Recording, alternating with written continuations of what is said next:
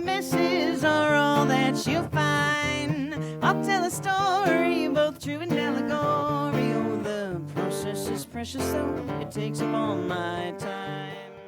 Amid thousands of people in Western North Carolina who've lost so much, scores of artists with studios in the River Arts District, in Swannanoa, and in downtown Marshall saw their livelihoods and life's work washed away. I saw another studio artist that we've never met before, and I just knew, we knew looking at each other that we both just went through something big.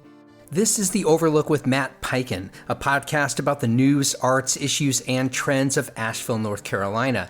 I live in North Asheville, and I'm lucky to be safe in an undamaged house, but I've been cobbling together everything else like everyone else, and right now I'm recording from the Wi-Fi at Mars Landing Galleries in Mars Hill. I think my best way to help right now is by amplifying the stories of artists whose lives have been turned upside down by Hurricane Helene. I begin my coverage today with a conversation with ceramic artist, jewelry maker, and my friend Nina Kawar. For the past 8 years, she has had a studio on the first floor of Marshall High Studios on Blannahassett Island in downtown Marshall. Floodwaters rose to the ceiling of Nina's studio and all the others on the first floor and left every building in downtown Marshall in ruins. We'll hear Nina's story of loss, but also of astounding resilience in the face of something that, until Hurricane Helene, she had never imagined. Nina Kawar had a spacious, beautiful studio in what was once the principal's office of the former Marshall High School. She had weathered other threats of flooding during her 8 years there, though water had never before breached her studio. Still, she felt she had prepared for the storm by lifting everything inside her studio a few feet off the floor. I began our conversation by asking her to describe her space and what it means to her.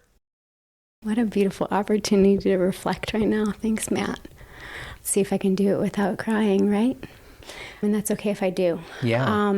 My sacred space, a place that I was welcomed in so organically, like all things in life, I think, happen for a reason. But I had just moved to Mars Hill. I moved a studio from Asheville, and I was in a transition in my life, big change, and was letting go of a relationship, and this space came in my life at a divine timing, and where it really became, sanctuary, a place for me to feel like I could just safely create, let go, process what was happening in my life through form, through creating with clay. Yeah, describe the space that you built, physically, what it looked like, what you were intentional about creating for yourself there. So I was in the old principal's office, first off, which is part of the story of the room, but I've just been told by people that have gone to school there, which is sweet. It's in the front of the building, one of the first ones that you walk in, and so I have light that's coming from the bridge end. I had just such beautiful light, really large windows. Oh my God, like floor to ceiling almost. And they were the original windows. Yeah, of the school. Yeah, the school was restored, but really kept, if not all, the character they possibly could. I am one of the few rooms that was painted all white, and I had an additional wall where I could have another space in the back.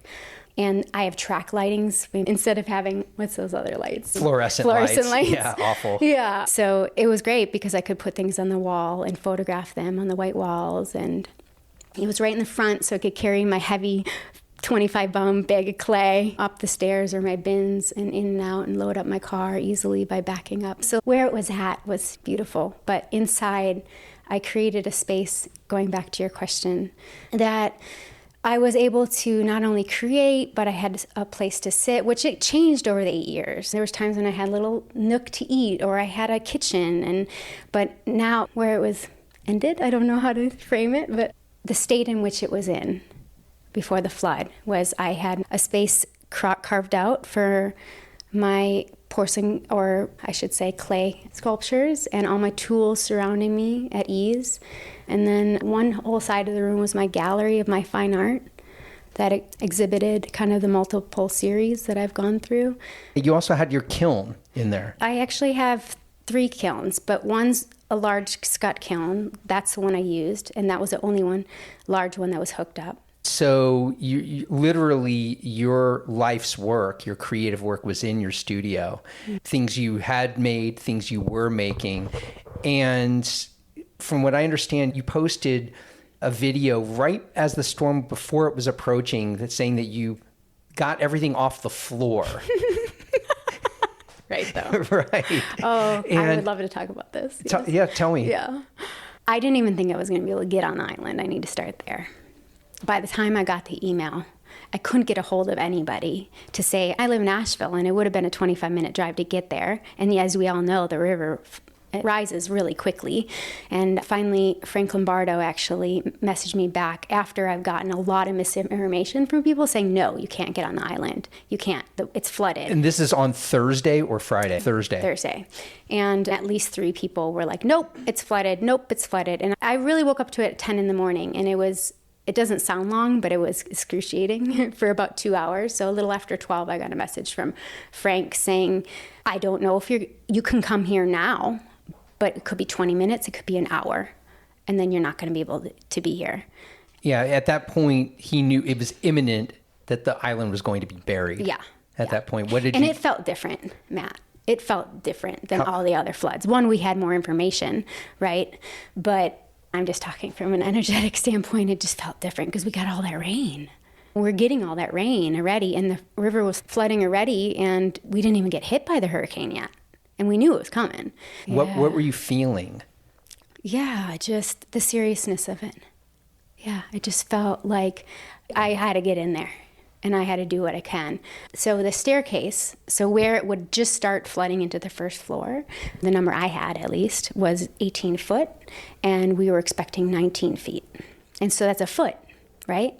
So I get in my studio, and actually it was communicating with Frank on my drive and realized number one priority is my kiln, because that's what my biggest tool, most expensive tool for one, but I can't do it. I can fire the work without it. And so I got in, and immediately Frank was my rock. He was just like, let's take it apart. And so we took it apart, and actually Michael Green came in and helped us too. So there's 4 sections, but I had to take my work out there. I had 5 pieces that are unfired, which I will share the photos of those beautiful works someday, but they will never be form again because it turned to clay. But anyhow, we got the work out and set them in safe places, and then you can actually take the hinges off of the scut kiln. And so we put 2 of the rings on my couch, and then the cover, which is the heaviest, we put on the bar in the auditorium, along with another ring and the electrical component on the bar in the auditorium. And then there's a base, and I don't even honestly know where the rest of it went, but I scattered it. But going back to the numbers, it reached, let's just round up and say 21 feet or even 20 feet. Mm-hmm. Yeah. So when you got there and rushed there, and you had help, Frank and another person helped you dismantle it, did you think at that point, I got here in time, I was able to keep everything safe? Yeah, thanks for bringing it back. So I knew I had to get off that island ASAP. So we did the kiln, and they left. I said thank you. They had to go do their thing, and I moved everything up that as much as I could, but I only had limited space. And strangely, I was in such a panic mode that I grabbed my brother's guitar. I grabbed a linen for my table. I grabbed my drill that I need for my craft shows, and I think I grabbed something else, and I don't remember, but I didn't grab anything because I just knew I didn't have time, because I looked out the river and it was coming up. And yeah, you had to worry about getting off the island, your car, and being able to get off. Were you just were you nervous panicked. or were you composed about I was pretty composed in that regard. I stopped and took that video. You know what I mean? It wasn't like it was going to be a wave or anything, but I guess I've had to process this already, and I'm in a good place with it, of like, why didn't I take more? Why didn't I fill up my car? But one reason why I didn't is because my car was full of my craft show, my tent, my stands, all that stuff. So my car was already packed. There wouldn't have been much. And it was almost like I didn't want to have to pick what was important. And when Michael Green and Frank were helping me, Michael even was like, this looks important. And I just decided to put it up high, thinking, we're not going to get this high. Even the numbers, to be honest with you, don't make sense to me because I saw the line of the wall and it reached like to the top of the first floor. Yeah. Now, when did you learn that the water was far higher than anybody you expected and that there's no way that studio didn't fill up? When did you learn that? In an intuitive sense first. I just knew when we were getting hit. Just knew. You just knew it. I just knew it was gone. Yeah, I just knew that it was higher, I should say. Okay. When I say gone, I really want to, look at it in a different light. That, I was going to, with the level in which I put the work, or all the things, it far surpassed that. When I saw the storm, when I felt the storm. But as far as knowing whenever I could tap in, I don't even know what day it is, to be quite honest with you. Yeah, you mean what date it is now? It's hard to keep track, right? It's Wednesday. Is it Wednesday? Yeah, it's Wednesday. I had to ask Miriam this morning, what day is this? You must have heard on Friday or on Saturday, probably Friday. Yeah, Friday. And you've been out to your studio since then. So when did you go out there? So I knew that I needed to wait another day because the river, from experience, it takes some time to lower, right?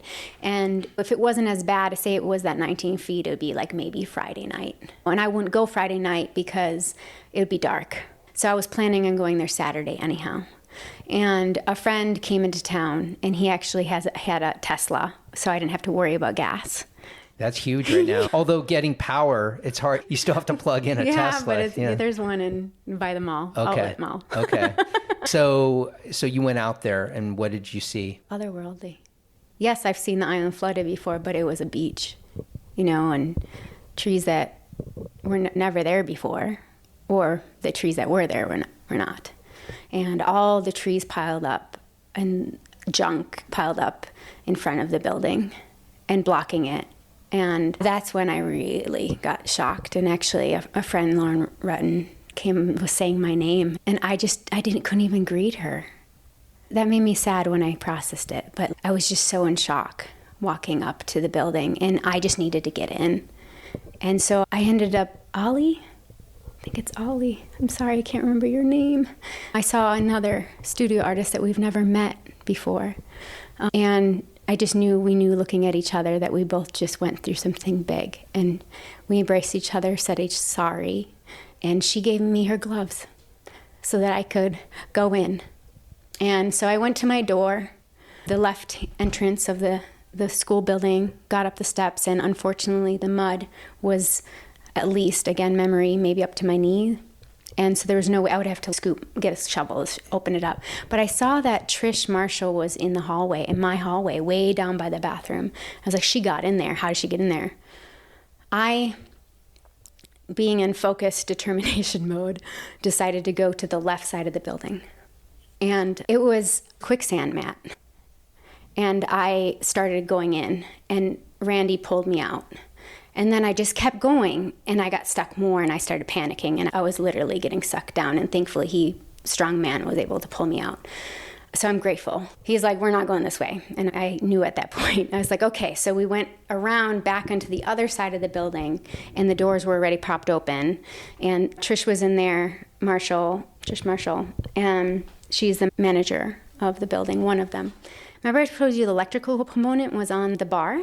Oh, yeah. So it was still sitting there like nothing ever happened. Wow, that's surreal. Yeah.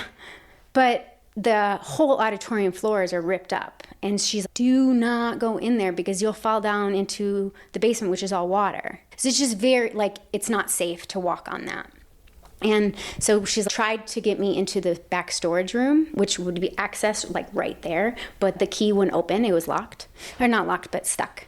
And she couldn't break her key because it's a master key. And so we went on the outside patio, and it was right there, but still not in arm's reach. So I couldn't grab that. I at least was like, oh, that would be nice to have that electrical component. Obviously, it went through the water, but these things, from what I hear, can be rebuilt. More after this. In Asheville and throughout western North Carolina, Hurricane Helene swept away hundreds of lives, thousands of livelihoods, and countless elements that make living here so unique and special. If you're in a position to help this region recover, I'm going to direct you to two reputable organizations to send money. One is the North Carolina Disaster Relief Fund. You'll find details at nc.gov/donate. The other is Mountain True. It will take years and many millions of dollars to restore our legendary mountains, trails, and rivers, and that work is the heart of Mountain True's mission. Learn more and donate at mountaintrue.org.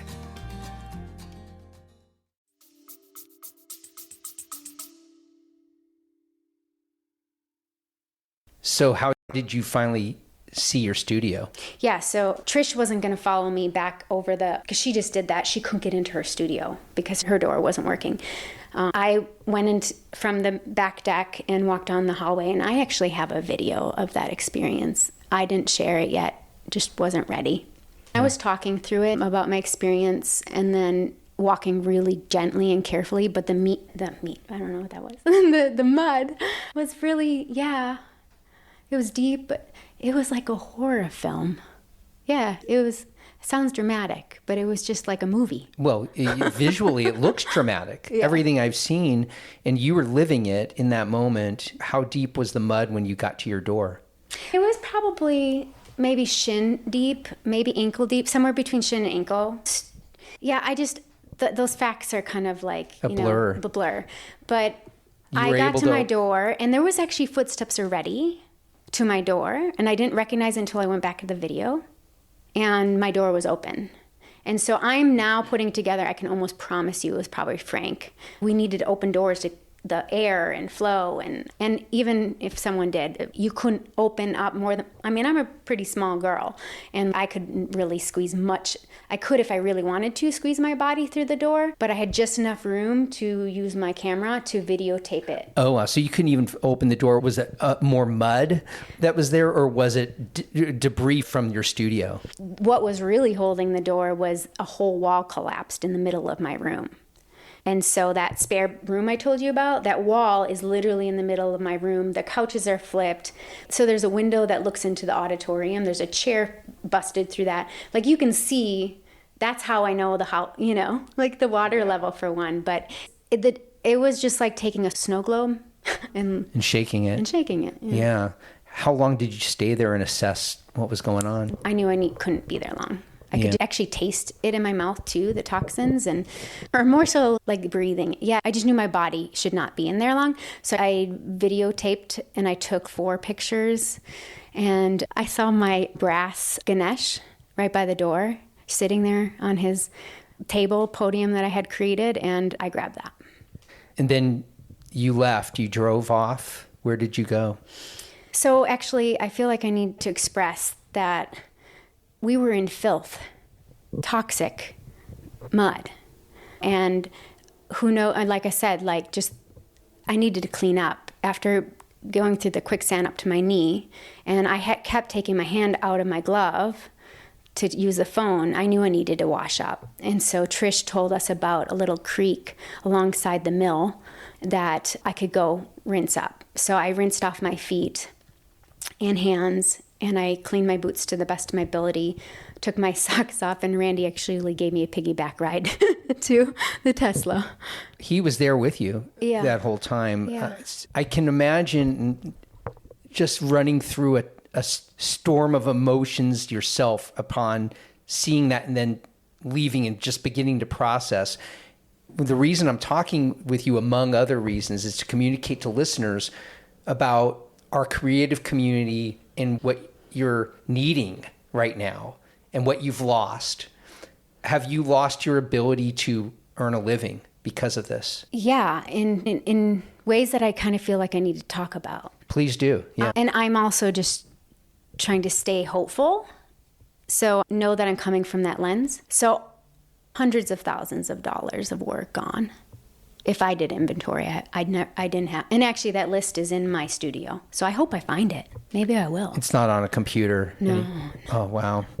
I know, technology, but I've never really been that great at it. But just a lot of porcelain work. But I do want to highlight, my tools, right? That's my ability to work with clay again right now. And like my kiln, for example. But what about, I don't have one carving tool. So I would have to start over just to have the tools to do that work. But in the light of things, as some people have been witnessing, I've been shifting my business Pure Ritual from porcelain metaphysical tools to copper electroform jewelry. And I thankfully did not have my jewelry in the studio, and I had it in my home. And my car was filled with my craft show stuff. So there's this, okay, I lost that work and I don't have the space and I don't have the tools. And maybe it's a closing of the chapter right now. And I will always be creating, no matter, I'll find a way to create. But as far as my bread and butter, my jewelry is something that I can continue to make, which I'm super grateful for, in an almost easier capacity because it's smaller. But let's look at through this lens, though, as an artist. So October alone, I had 5 shows I paid for and scheduled. So one a week, last week of October is 2 of them. They're all canceled for the foreseeable future in this region. All this month, keep in mind, the tourists coming in our town is really what allows me to really share the work. And I'm so grateful for that. But we're not going to be back there for a while. I'm going to have to go elsewhere, really. Yeah. And I suppose kind of assessing that is still going to take time. Yeah, as you can hear, I'm processing now. Yeah, how can you not be? Yeah. Right. I don't know what that's going to look like. None of us do, though. And that's the fact for all of us, is none of us know. I don't really know what's going to happen when I leave this room. Yeah. Do you know where to turn for resources as an independent business owner and solo artist? Do you feel like I have resources I can turn to for help? Or do you feel I'm really adrift? No, there's absolutely resources. And I'm so grateful. I'm just going to take a moment to thank all those that have sent it to me. I haven't had space to connect or time or even service to get into websites to do more than call FEMA. FEMA was the first. And it was an easy process. I did it over the phone, and that is for my studio particularly. And so I did the application process on the phone with them, and they said it would be 7 to 10 days till an inspector will get a hold of me. Unfortunately, I was given misinformation saying I couldn't do anything to the space physically until the inspector came, but I called today and finding that actually we just need to document it with photographs. Because otherwise I was like, if I touch it, I'm not going to be able to get in there. Right. Or if I won't be able to be supported. But then last night I also created a GoFundMe. This is a big fucking deal for me to ask for help. Never in my life have I. And yeah, I'm pushing through some boundaries right now. Yeah. So you have a GoFundMe. Mm-hmm. FEMA has been helpful, at least so far. Yeah. So far, yeah. What do you feel you need that you haven't had? Aside from money that everybody needs, and you have that GoFundMe for that, is there anything you need or want the community to know? Not only speaking for yourself, but probably others in your shoes. What do you need? I chuckle first because what I need is sleep right now. But for our community, water's coming back online. But we need to help each other out so that not one person or certain people are carrying the load for everyone. And so I feel like right now for me is also trying to be one of those leaders that are saying, hey, we need help here. We need help here. And if someone can't, because everyone's going through their own shit right now all over this region. People are being pulled. What do people need? How can I help? Like, I guess I want to broadcast this. If I reached out to you and I don't expect you to help, but it doesn't hurt to ask. And ask one another for if we need help. I think that's so hard for a lot of people is asking. Yeah. You seem, when I saw you half an hour ago at your car, I didn't know how you would be, and you seem so remarkably resilient considering what you're still in the thick of. What do you attribute that to? You have such a kind of I don't know if you would label it an optimism, but you have a lightness right now that I did not expect. I expected a deeper heaviness, and I'm not feeling that. And that radiates out to me and frankly gives me more light. Yay! And I wasn't feeling that before. So How would you describe what I'm trying to describe, and what do you attribute that to? Thank you for sharing that. Yeah. Oh, that's beautiful reflection. Because I feel as grounded as I can be right now. And I'm just filled with gratitude for my breath, for my family, for my life. But that resilience you're speaking to, yeah, I've been through some shit in my life. And I'm a survivor. And I know I've got it, what it takes to show up, and determination. But also, like, I have love for myself and gratitude for this life that I have, but also for my community. And I know we can do this together. Because we might be doing it on our own right now. I don't know who's coming in and how we're being helped, and I don't need to know. I just need to focus on what's in front of me. And so thankfully, I feel like I'm doing a pretty good job of that. I've had my moments where that's one reason why I haven't slept, just like processing. And thankfully, I even cried the other night and was able to move some of that, so then I can show up right here with you right now in this space. So I encourage you or anyone else that if you're feeling heavy, allow yourself to feel it. Don't push it down, but release it. You know, this is fucking hard times. This is catastrophic for our little, not so little, I don't know, community. Yeah. Is there anything we haven't talked about you want people to know, or you want to just express? I would, yeah. There are a few things that I do want to share. As I mentioned, the GoFundMe that I put together, once I tap into the internet, I actually want to express that, change the number in which I put on there as a goal, and express that beyond what I need, I'm hoping that I can be one of those that also collect and be able to distribute. And whether or not that happens or not, I don't know. But I sense that a lot of people are doing that. So I want to encourage those that are listening to please support if you can in that way. If you can support through monetary, just trust that it's going to the places it's needed. And also, if you can physically help in any way, or you have water to provide because you have water at your house. It's a scary time, and where a lot of people are fearful and don't know what to do. Like gas, some people can't even drive away. I don't want to go too dark, but it's reality. But like, some people are trapped, and a lot are not here with us anymore. So if we can just really come together right now and help each other out. I think the Beatles sang that. Yeah, will you sing it to me? Come together right now over me. Thanks, Nina. That was beautiful. Thank you. Yes.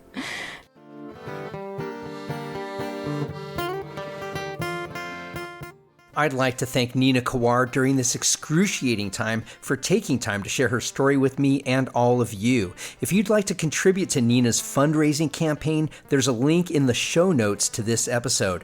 And this is just the first of many stories I plan to tell around the impacts of Hurricane Helene. If you have a story you'd like to share with me, please reach out at matt@podavl.com. We also have an election coming up, so you can expect more coverage from me in the lead up to that. And of course, if you'd like to support the work I'm doing, please consider joining my crowdfunding community at patreon.com/theoverlookpodcast. Stay safe, Asheville, and I'll see you on the road to recovery and on the next episode of The Overlook with Matt Peiken.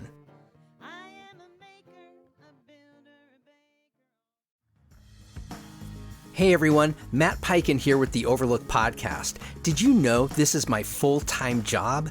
That's right, I left Asheville's public radio station to start this show from scratch. Now I'm coming to you to help keep it going. This is my first fundraising campaign, and my goal, reaching just $1,000 in monthly contributions. That's right, just $1,000 in monthly contributors by Election Day. That means you, listening right now, can make a big difference with your support. Membership starts at just $5 a month. Think about the difference the Overlook makes in your knowledge and engagement with the heartbeat of Asheville. Then take a moment and go to my Patreon crowdfunding page at patreon.com/The Overlook Podcast. Help my show climb to $1,000 in monthly contributions today, and thank you so much for your support.